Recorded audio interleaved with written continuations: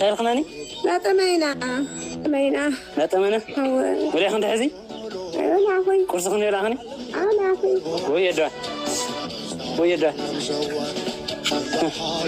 أنا تخن من لا يلا خندا ها؟ يلا عفوي تخن حمك كندا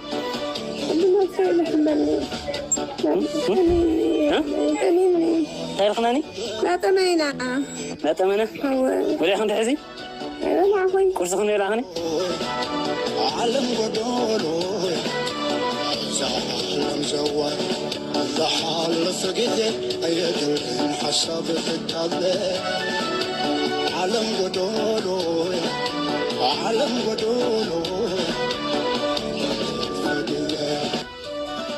ضياك الشبر قلوب فينا مقبر عالم ودولو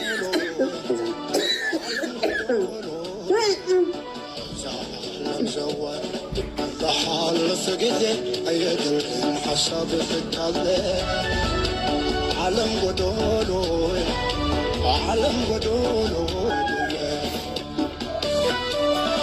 أميكن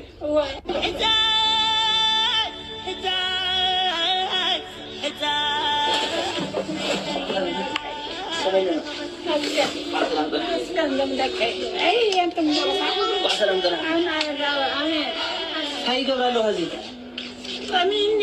أميكن الحين صار يروي زلاهم زلوا أميني ينزلاهم زلوا هاي صار حلوة ماما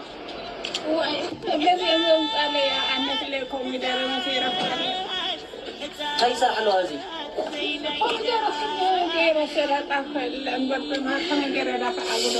ريوة زوروا زلوا ريوة بيزا خاتكم أمل العالم سرقوا بيزا خاتكم إذا زيني 10-15 كيلو نازيت من جزية ويا ماماية جزية وتتغمى لا إيش ماماية خلنا زود أدميها كذا زود تقرأوا لي ماماية زور مدكر أجوكم تريوان لهم دو أجوكم ماماية أجوكم نينا ودونكم سلام تنحنا نملسنا تግራይ ነማሓድራይና ባህልቲ እንታይ እዮም ዝሰርሑ ዘለው ቶም ኣብ ትግራይ ዘለው ኣብ ማሓደርቲ ወይ ድማ መንግስቲና ባህልቲ እንታይ እዮም ዝሰርሑ ዘለው ካብ ህዝቢ ዝዓቢ ውራይ እንታይ እዩ ዘለዎም እንተናሰ ካብቲ ከባቢ ማሕበረሰብ ንግዚኡ እኽሊ ኣተኣኻኺቦም መሕደሪ ትንፋስ መሃብ ከመይ ኢሉ ይኣውዮም ንመላእ ህዝቢ ትግራይን ፈተውቲ ትግራይን ንውሃብቲ ድጋፍ ሰብኣዊ ሓገዝን ግልፂ ናይ ሓገዝ ፃውዒት ምግባር ከመይ ኢሉ ይኣውዮም ጊዜያዊ ምምሕዳር ኸ ህዝቡ እናሃለቀ ከመይ ኢሉ ስቕታ መሪፁ ብጣዕሚ ዝሕዝን ህዝብና ኣብ ከምዚ ሓደጋ ወዲቑ እናሃለየ ሓንቲ መግለፂ እውን ከውፁ ፈቃደኛታት አይሆንን ሰሚዖም ከም ዘይሰምዑ እዮም ዝኾኑ ዘለው ሪና እኮ ውድብ ንምድሓን ተባሂሉ ገዛ ኩሕኩሑ ተዓዚብና ነርናና ስለዚ ንምንታይ ዳ ህዝቢ ንምድሓን ገዛ ዘይኩሕኩሕ ካብ መቐለ ካብ ሽረ ካብ ዓድዋ ካብ ዝተፈላለዩ ከተማታት ንምንታይ እኽሊ ተኣኪቡ ናብ ሕንፃፅ ዘይኸድ እንድሕር ዓቕሚ ዘይብሉ እቲ ስርዓት እውን ዓቕሚን ክግበረሉ ንምንታይ ፃውዒት ዘይቐርብ ህወሓት ኮነ ካልኦት ፖለቲካዊ ውድባት እንታይ ትዋጥዩ ኣለኹም እንታይ ኢኹም ትሰርሑ ዘለኹም ንመን ዲኹም ተመሓድሩ ምረፁና ትብሉ ንመን ዲና ክንመርፅ من ديك مرتكم أتهزبي خون ديك مرتكم هزب مسموتة نمن يخم تم حدرو منجستاون زي منجستاوي تكالات نمن تاعهم سقطها مريضهم زرلهم بيزاهم سحلو أشوف تغلطي أزا ملقت زي حيتوك يا ماما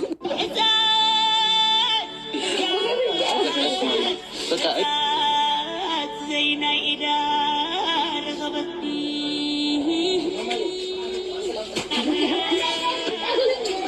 لا حيتوك يا لا حيتوك يا ماما نجي أبرق لي ورري فيا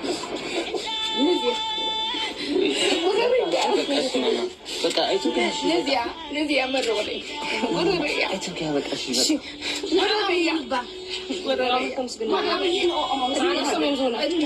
الساعة الرابعة السبعة كنا نوعد معكم يمكن المرة ورري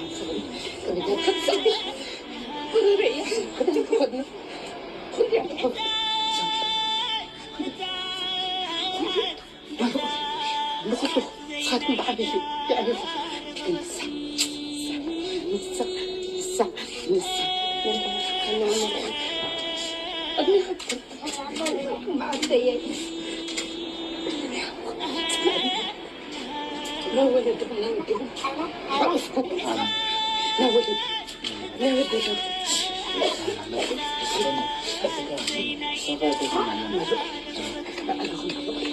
تدهسسني عمش يقرتا تقرأي عدي هذه العليخي سلالد لي أنا زاولاديتي نعزو الدي الخني انبيتي لكي يقرتا غيت غيامني بخاين نخاي خبر إلو العزاز عملاقي كي خورخو تخيدي يسلال الفرد اللي بسقاون بنوسون كاوك موت هذا بتراين سدراي كتمت يقرتا خلافا ساتي يا خلافا قالوا لي أنا راكبة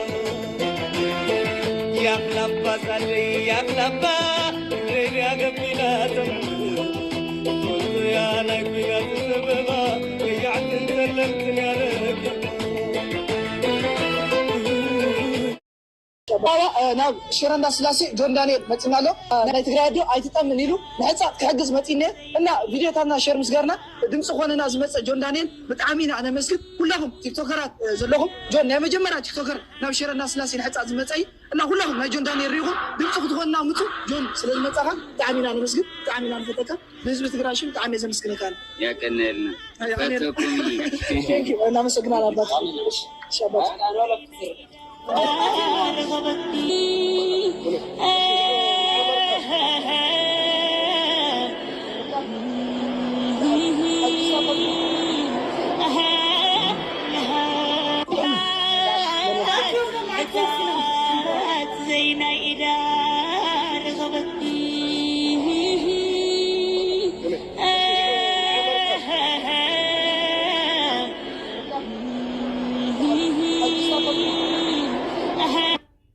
نقرأ اليوم زمانين من سربرايز له أنا على إفلتي أودي من زمانين أنا إفلتي ساعات متلاك هو تعطو سوي موتنا اللي بيزعاتكم شنكورا سوي موتنا دخلتكم نمل عالم شرق وروا بعال ما يندحر لكم هوسبيتالات ندحر لكم ما تيكم هذه حنساس كتو تحلون نلاوكم لنا بيزعاتكم نمل عالم شرق وروا سوي موتنا اللي بيزعاتكم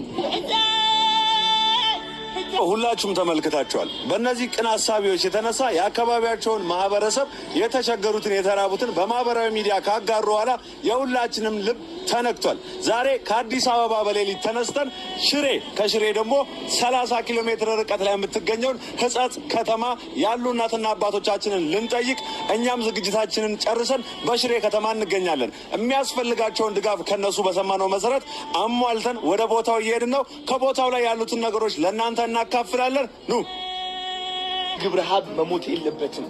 ሰው በምግብ ረሃብ መሞት የለበትም። ምግብ እርቦት መሞት የለበትም። የማይሆን ነገር ነው። አሁን ባለንበት ዘመን፣ አሁን ባለንበት ደረጃ፣ አሁን ባለንበት ቴክኖሎጂ፣ አሁን ባለን ኔትወርክና ኮኔክሽን ማናቦቱ ነው የሚሞተው። እንዴት አድርገውስ ተርቦ ይሞታሉ እኛ ሳናያቸው? ለምንድን ነው የፈዘዝ ነው? እውነት ለመናገር ስለ ሕጻት ሰምታችኋል ሁላችሁም ማለት ነው። ለዛም ነው አሁኑን ወደዚህ ኮመንት ትገቡና ታላላቅ ካምፓኒዎች የምትሏቸው ታግ አድርጓቸው። እነሱ ካምፓኒዎች እፈልጋቸዋለሁ አሁን ማለት ነው። እነዚህ ሰዎች ማገዝ ይኖርብናል። ሕጻት ላይ በጣም ብዙ ሰዎች እየሞቱ ነው ያሉት፣ በረሃብም እየተሰቃዩ ነው ያሉት። ማልኒትሪሽን አለ፣ ማርያም ሳፕሊመንት ይጎላቸዋል፣ መድኃኒት ይጎላቸዋል፣ ምግብ ይጎላቸዋል፣ የሚተኙበት ቦታ። እነዚህ ነገሮች በአንዴ ማሟላት የምንችልበት ጊዜ ላይ ነው ያለ ነው። ስለዚህ ነርሶች ከኔ ጋር እንድትቆሙ ፈልጋለሁ። ዶክተሮች ከኔ ጋር እንድትቆሙ ፈልጋለሁ። ፋርማሲ ካላችሁ መድኃኒት እንድትሰጡ ፈልጋለሁ። የምግብ ፋብሪካዎች ካላችሁ ምግብ እንድትሰጡ ፈልጋለሁ። አካፍል፣ አንተ አካፍል። ሁላችንም እናካፍልና እናግዛቸው። ሰዎችን እፈልጋለሁ። ሁላችንም አብረን ሄደን የኪችን እቃዎች ይዘን እንሂድ። ጄኔሬተር መብራት እናብራ፣ እዛው ኪችን ይገጠም። ከዛ እዛው ሆነን እየሰራን ምግብ እየላክን ማለት ነው። ይህ ነገር መለወጥ እንችላለን። እውነቴን ነው የምላችሁ። በምንም ተአምር እነዚህ ሰዎች መሞት የለባቸውም። ምክንያቱም ዘመኑ ተቀይሯል።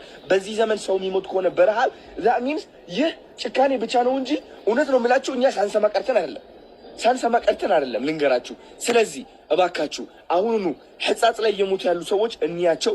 በረሃብ እየተሰቃዩ ነው ያሉት። በጣም ነው የሚያሳዝኑት። አሁን እኔ ራሴ ወደዛ ልሄድ ነው። ወደዛ ሲሄድ ግን ብቻዬን አይደለም መሄድ የምፈልገው። ትራኮች ጭኜ ነው መሄድ የምፈልገው። አንዱ በምግብ፣ አንዱ በፋርማሲ እቃዎች፣ አንዱ ደግሞ የኪችን እቃዎች፣ የጄኔሬተር ሰዎች ተሰባስበን አብረን ሆ እያልን እንሄዳለን ማለት ነው። ይህ ነው እንግዲህ ሰውነት አይደለ? ቲክቶክ ለዚህ ካልተጠቀምነው ታዲያ ለምኑ ተረፈን? ምኑ ተረፈን? ልንገራችሁ።